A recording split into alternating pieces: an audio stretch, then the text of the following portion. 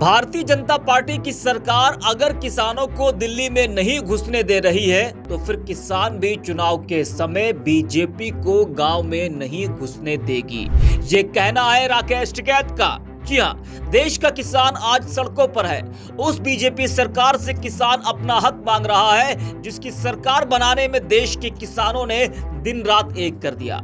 लेकिन सत्ता में आने के बाद किस तरह से किसानों पर जुल्म हो रहा है, उनका हक मारा जा रहा है, वो आपके सामने है।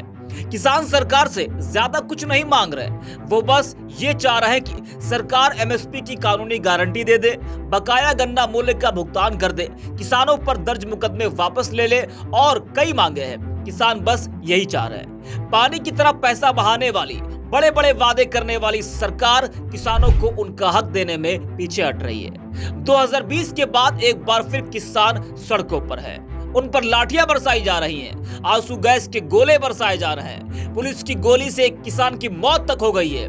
ये सब कृषि प्रधान देश में किसानों के साथ ऐसा बर्ताव हो रहा है। वहीं किसानों पर हो रहे जुल्म को लेकर अब किसान नेता राकेश टिकैत ने बीजेपी सरकार को बड़ा चैलेंज दे दिया है और राकेश टिकैत के इस चैलेंज से बीजेपी घबरा गई है।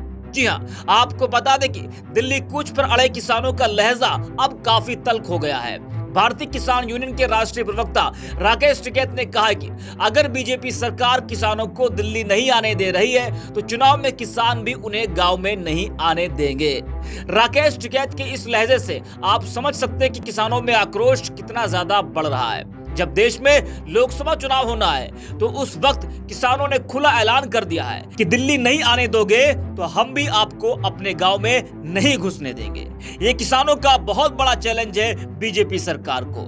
अगर सरकार ने किसानों की मांगे पूरी नहीं की तो बीजेपी को चुनाव में बड़ा नुकसान भी हो सकता है। लोकसभा चुनाव से पहले राकेश टिकैत का ये अल्टीमेटम काफी कुछ कह रहा है। बता दें कि एमएसपी की कानूनी गारंटी, बकाया गन्ना मूल्य के भुगतान, किसानों पर दर्ज मुकदमे वापस लेने समेत विभिन्न मांगों को लेकर किसानों का प्रदर्शन चल रहा है। दिल्ली जा रहे किसानों को रोकने के लिए रास्ते में कीले बिछाए जाने को लेकर राकेश टिकैत ने कहा कि रास्ते में कीले बिछाना किसी भी स्थिति में उचित नहीं है। वे अगर हमारे लिए कील लगाएंगे तो हम भी अपने गांव में कील लगा देंगे। हमें भी अपने गांव की बैरिकेडिंग करनी होगी। अगर वे दिल्ली नहीं आने दे रहे हैं तो चुनाव में हम भी उनको गांव नहीं आने देंगे। आंदोलन को कुचलने का काम करेंगे तो उन्हें गांव में कौन आने देगा? कील तो गांव में भी है। राकेश टिकैत के इस बयान से लग रहा है कि किसानों के सब्र का बांध अब टूट रहा है। सरकार किसानों को दमनकारी नीति के तहत कुचलने का प्रयास कर रही है। जो तस्वीरें किसानों के आंदोलन की, उन पर हो रहे जुल्म की आ रही है ना, उन तस्वीरों को देखकर बस नरेंद्र मोदी जी से यही कहना है कि मोदी जी, ये देश के किसान ही है ना कि आतंकवादी जो इन पर इतना जुल्म हो रहा है। बीजेपी सरकार किसानों के साथ आतंकवादी जैसा व्यवहार कर रही है और इसका बीजेपी को लोकसभा चुनाव में जरूर रिजल्ट मिलेगा। बहुत दुखद है कि हमारे किसानों के साथ ये सब हो रहा है और बीजेपी सरकार तमाशा देख रही है।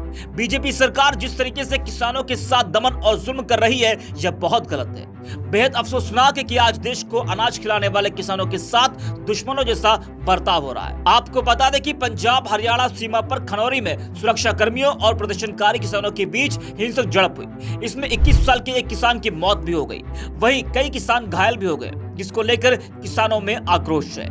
किसान न्यूनतम समर्थन मूल्य एमएसपी की गारंटी को लेकर कानून बनाने समेत अन्य मांगों के लिए प्रदर्शन कर रहे हैं। पंजाब हरियाणा व उत्तर प्रदेश के किसान लगातार दिल्ली की तरफ कूच करने का प्रयास कर रहे हैं। हालांकि दिल्ली पुलिस उन्हें राजधानी में प्रवेश न करने देने को लेकर अपनी जान झोंक रही है। बता दें कि विभिन्न मांगों को लेकर किसान दिल्ली कूच करने की जिद पर अड़े हैं। दिल्ली में धारा 144 लागू है। पुलिस किसानों को दिल्ली में न घुसने देने को लेकर तमाम बॉर्डर पर पुलिस ने बैरिकेड कर रखा है। किसानों को ट्रैक्टर, बस, ट्रक, अन्य वाहनों को लेकर दिल्ली में घुसने न देने को लेकर पुलिस सजग है। दिल्ली से मिलती अन्य राज्यों की सीमाओं पर अर्धसैनिक बलों की तैनाती है। कई बॉर्डर पर पुलिस और किसानों के बीच झड़प भी हुई। पुलिस ने हवाई फायरिंग और आंसू गैस के गोली भी छोड़े, जिसमें एक किसान की दर्दनाक मौत हो गई।